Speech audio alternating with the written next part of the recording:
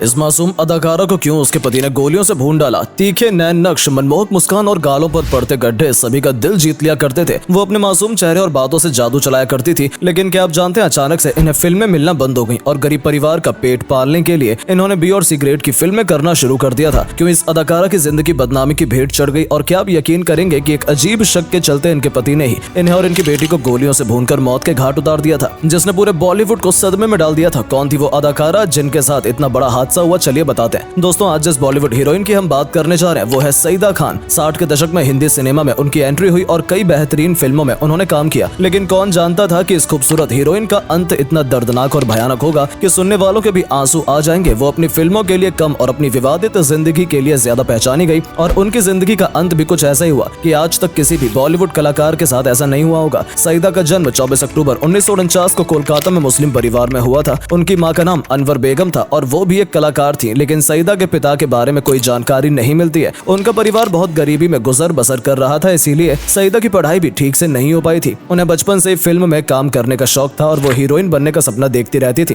तभी एक शो के दौरान उनकी मुलाकात मशहूर डायरेक्टर CH रावल से हुई। उन्होंने जब सईदा की मां से इस बारे में बात की तो वो तुरंत मान गई। उन्होंने सईदा को अपनी फिल्म कांच की गुड़िया में काम करने का मौका दिया। इस फिल्म को बनने में थोड़ी देरी हुई, इसीलिए उनकी एक और फिल्म अपना हाथ जगन्नाथ 1960 में रिलीज हुई, जिसमें उनके साथ किशोर कुमार ने काम किया था। इस फिल्म में दोनों की जोड़ी को बहुत पसंद किया गया था। 1961 में भी कांच की गुड़िया फिल्म को काफी पसंद किया गया और इस तरह से उनके फिल्मी सफर की शुरुआत हो गई। इस फिल्म में उनके साथ मनोज कुमार नजर आए थे और इसी फिल्म से उन्हें ब्रेक मिला था। ये मनोज कुमार की पहली फिल्म थी। सईदा ने अपने करियर में राजकुमार, मनोज कुमार, फिरोज खान, विश्वजीत, किशोर कुमार जैसे कई सुपरस्टारों के साथ काम किया और उनके काम को काफी पसंद भी किया गया। लेकिन अफसोस, बाद में उन्हें फिल्में मिलना कम हो गई और उस समय वजह ये मानी गई कि इस दौर में खूबसूरत और अच्छी डांसर अभिनेत्रियों की एंट्री हिंदी सिनेमा में होने लगी थी और सईदा मासूम और चुलबुली जरूर दिखती थी, लेकिन ना ही उन्हें क्लासिकल डांस का अनुभव था और ना ही दूसरी हीरोइनों के मुकाबले इतनी खूबसूरत थी। इसीलिए मजबूरी में आकर सईदा ने बी और सी ग्रेड फिल्मों में काम करना शुरू कर दिया, क्योंकि उनके पास काम की कोई कमी हो चली थी और परिवार का पेट पालने के लिए उन्हें कोई ना कोई काम करना जरूरी हो गया था। वो जो भी कमाती थी उसी से उनकी माँ और बहन का खर्च चलता था, इसीलिए उन्होंने काम करना शुरू कर दिया, क्योंकि उनके घर में भूखों मरने जैसी हालत हो गई थी। लेकिन कहते हैं कि निचले स्तर की फिल्मों में काम करने पर एक ठप्पा लग जाता है, उसके बाद अच्छी फिल्मों में काम नहीं दिया जाता और सईदा के साथ भी यही हुआ। निचले स्तर की फिल्मों में काम करने के बाद उन्हें अच्छी फिल्मों में काम नहीं मिला और वो डिप्रेशन में चली गई। उन्हें ज्यादा फिल्मों में काम न मिलने की वजह उनका पारिवारिक बैकग्राउंड भी बताया गया। दरअसल वो एक बदनाम माँ की बेटी थी। अनवर बेगम को लोग अच्छी नजरों से नहीं देखते थे और उनका अतीत भी बदनाम रहा था। इसका नुकसान बेटी सईदा को उठाना पड़ा और उन्हें लोगों के ताने भी सुनने को मिले।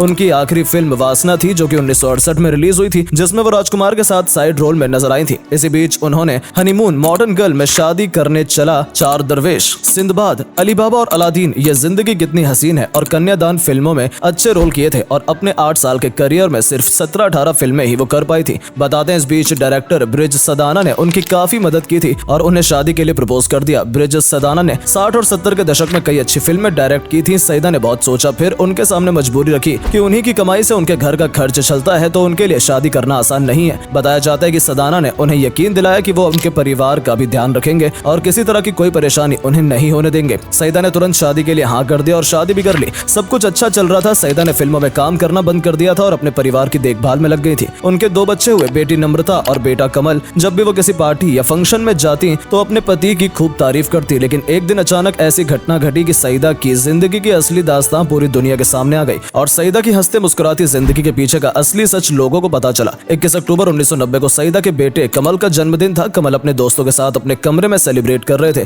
कुछ देर कमरे में रहने के बाद कमल को सीढ़ियों की तरफ से 2 गोलियों की आवाज आई। जब नीचे आकर देखा तो उनकी माँ, सईदा और बहन दोनों जमीन पर खून से सने हुए पड़े थे। सामने उनके पिता ब्रिज सदाना खड़े थे, जिनके हाथ में रिवॉल्वर थी और वो पूरी तरह से नशे में थे। ब्रिज सदाना ने पहले सईदा को गोली मारी, बाद में माँ को बचाने आई बेटी नम्रता को भी गोली मारकर हत्या कर दी थी। कमल ने जब ये मंजर देखा तो उनके मुंह से चीख निकल गई और उनकी आवाज सुनकर पिता ने एक गोली उनके ऊपर भी चला दी। ये गोली उनके कान के पास से होती हुई गले को छूकर निकल गई, जिसमें कमल घायल हो गए। उसके बाद उनके पिता ने एक और गोली चलाई जो कमल के दोस्त हैरी के हाथ पर जाकर लगी। कमल बेहोश होकर जमीन पर गिर गए। इसके बाद दोस्त कमल और उनकी बहन और माँ को लेकर अस्पताल गए, जहाँ पर उनका इलाज हुआ। लेकिन जब कमल को होश आया तो इन्हें पता चला कि उनकी माँ और बहन की मौत हो चुकी है और पिता ने भी उन्हें मारने के बाद खुद आत्महत्या कर ली। इस हादसे के बाद कमल कई सालों तक डिप्रेशन में रहे थे, क्योंकि एक ही रात में उनकी पूरी दुनिया उजड़ गई थी। इस दिन के बाद कमल ने कभी भी अपना जन्मदिन नहीं मनाया। बाद में कमल ने जब सारी सच्चाई बताई तो पता चला कि उनकी माँ और पिता के बीच रिश्ते अच्छे नहीं थे। सईदा को उनके पति हमेशा मारा करते करते थे और उनसे झगड़ा करते थे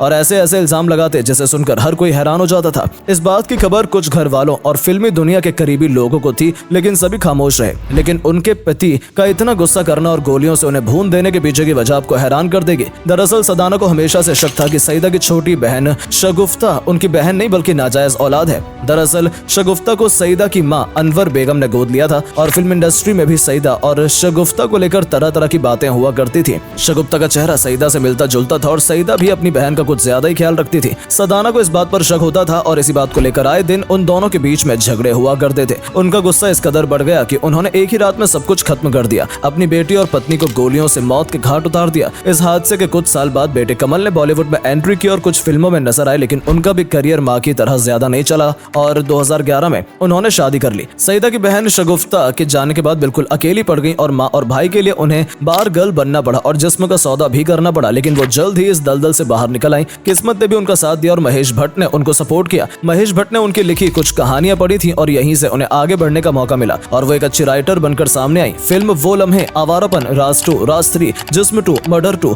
आशिकी 2, हमारी अधूरी कहानी, ये सारी कहानियां शगुफ्ता ने ही लिखी हैं और आज वो फिल्म इंडस्ट्री का एक जाना माना नाम है। सईदा और उनकी बहन शगुफ्ता की जिंदगी का सच क्या था ये तो कोई नहीं जानता, लेकिन सईदा का इतना बुरा अंत जरूर हैरान कर देता है। भगवान सईदा की आत्मा को शांति दे, हमारी यही प्रार्थना है।